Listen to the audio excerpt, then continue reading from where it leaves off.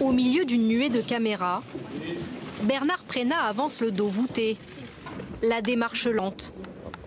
À 74 ans, le curé défroqué est loin de l'image du leader charismatique qu'il incarnait dans sa jeunesse. Mais ses victimes ne se laissent pas attendrir par son attitude. Connaissant bien le bonhomme, il est dans une espèce de jeu en fait. Il essaye de faire un peu le petit papy fatigué, qui comprend très bien qu'il est là pour ça. Mais bon, je vois clair dans le jeu de ce manipulateur.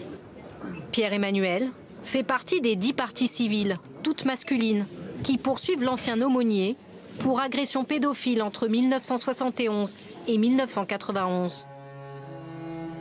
À cette époque, le père Prénat organise des camps scouts à l'esprit militaire dans le diocèse lyonnais. Des centaines de jeunes garçons y participent chaque été. D'après les victimes, les plus fragiles sont isolés dans un coin sombre ou emmenés dans une tente. C'est là que Bernard Prénat les embrasse et les caresse.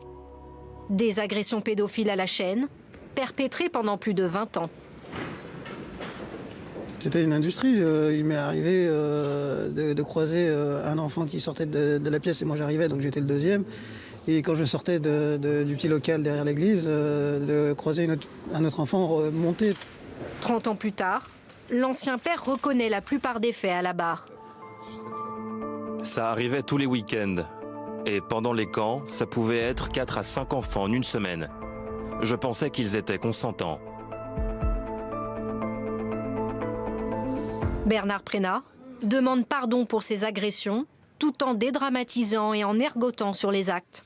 Lorsque l'une de ses victimes raconte qu'il lui touchait les fesses, l'ancien prêtre répond « Le haut de la cuisse, peut-être. » Alors que les faits étaient connus il y a 30 ans, l'avocat de Bernard Prénat s'étonne que les parents ne se soient pas tournés vers la justice.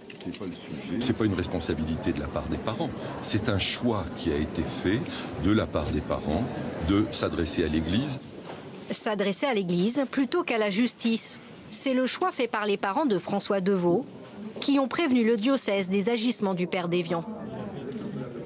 Moi, je vous le dis, j'ai des parents qui ont fait ce que personne n'a fait. Ce sont les seuls qui ont pris leurs responsabilités et qui les ont assumées. Et ça leur a été reproché, ça a été lourd à porter. L'affaire Prénat, c'est le symbole d'une église qui sait mais se tait.